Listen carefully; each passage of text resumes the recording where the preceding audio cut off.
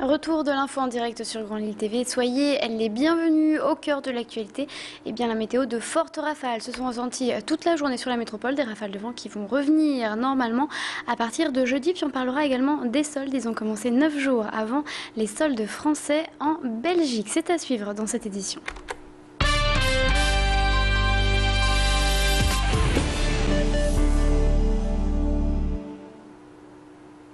On en parlait donc dans les titres, on commence par les soldes. Ils ont commencé 9 jours en Belgique avant les soldes françaises avec des réductions intéressantes allant de moins 30 à 60%. L'occasion de continuer à se faire plaisir.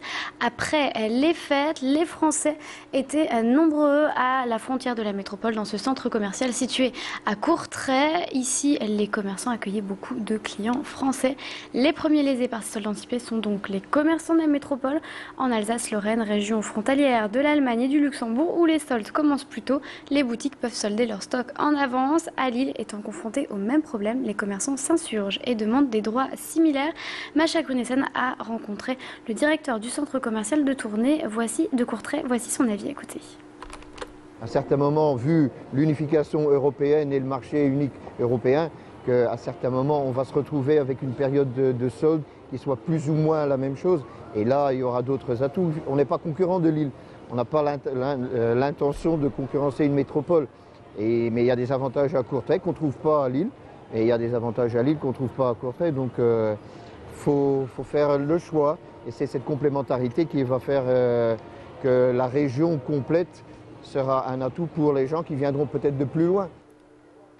Elle va enfin pouvoir retrouver sa place. Elle, c'est cette statue de bronze que vous voyez sur ces images. Elle pèse 400 kg. Elle avait disparu de son socle du monument aux morts à Feuchy il y a quelques semaines, victime d'un trio de voleurs spécialisés dans le vol d'œuvres d'art. Les 3 voleurs ont par ailleurs été déférés devant le parquet de Béthune et la police judiciaire de Lille a rendu la statue à son maire dans les locaux même de la PJ de Lille. Écoutez justement le maire de Feuchy. Représentait la symbolique de l'après-guerre 14-18 et pour la population c'était vraiment une partie du patrimoine qui avait disparu lors de ce vol. Les villageois, on avait l'impression qu'on leur volait une partie de leur patrimoine et c'est vrai que ce jour-là ça a été vraiment de la stupéfaction de voir le monument aux morts dépouillé de sa statue.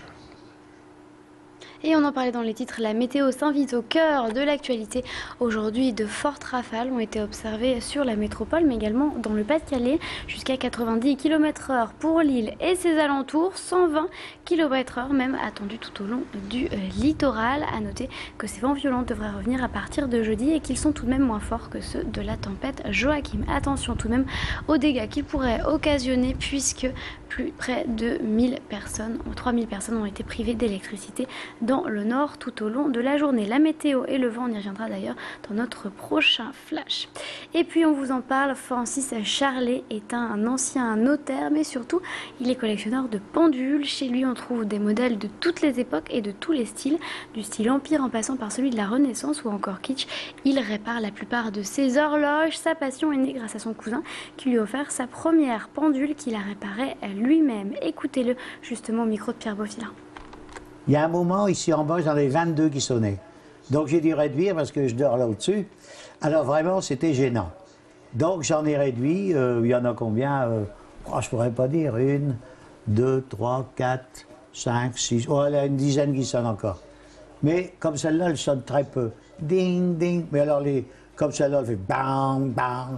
Et elle répète, elle sonne à l'heure et 2 minutes après. Alors je vous dis pas, ça résonne dans les murs. Et puis bon, ça fait vraiment beaucoup de boucans. Hein. Et puis voici un jeu qui va plaire à tous les passionnés de ballon rond. Son nom, Foot Foot. Il a été créé par Vincent Jacquet, ancien vendeur de jouets dont les enfants sont passionnés de football. Le concept est assez amusant. Vous entrez dans la peau d'un président de club et vous devez construire votre stade, gérer vos équipes ou encore affronter vos adversaires. Avant de le tester sur le public, Vincent y a joué avec ses enfants. Il propose donc maintenant une version aboutie de son jeu au graphisme inspiré de la bande dessinée réalisée par Pierre Bonnel, un dessinateur professionnel. Et puis si vous aussi vous êtes intéressé par ce jeu Foot Foot, sachez qu'il coûte 49 € et que vous pouvez le trouver sur le www.foot-édition.com. Écoutez le créateur du jeu au micro de Pierre Beaufilin toujours. Vous êtes présidente ou président d'un club de football, on vous donne 17 000 actions un terrain vierge comme celui-ci pour pouvoir donc acheter et gérer cet argent, pour pouvoir acheter des joueurs et des tribunes afin de construire son équipe et son stade. Ensuite, quand les équipes sont prêtes, vous allez pouvoir rencontrer l'adversaire et le premier club ayant décroché 10 victoires est le champion.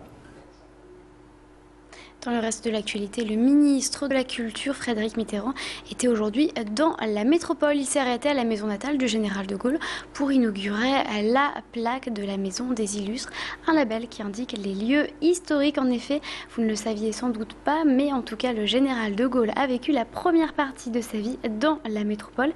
Il y est né en 1890. Sa maison est d'ailleurs située rue Princesse. Restez avec nous, tout de suite on va faire un point sur le temps, mais je vous rappelle qu'aujourd'hui il y a eu de fortes rafales présentes tout au long de la journée, allant jusqu'à 90 km/h. De nombreuses conséquences, comme par exemple 3000 personnes qui ont été privées d'électricité ont été observées. On y revient puisque ces rafales devraient revenir à partir de jeudi dans la métropole. Restez avec nous, vous êtes en direct sur Grande Ville TV.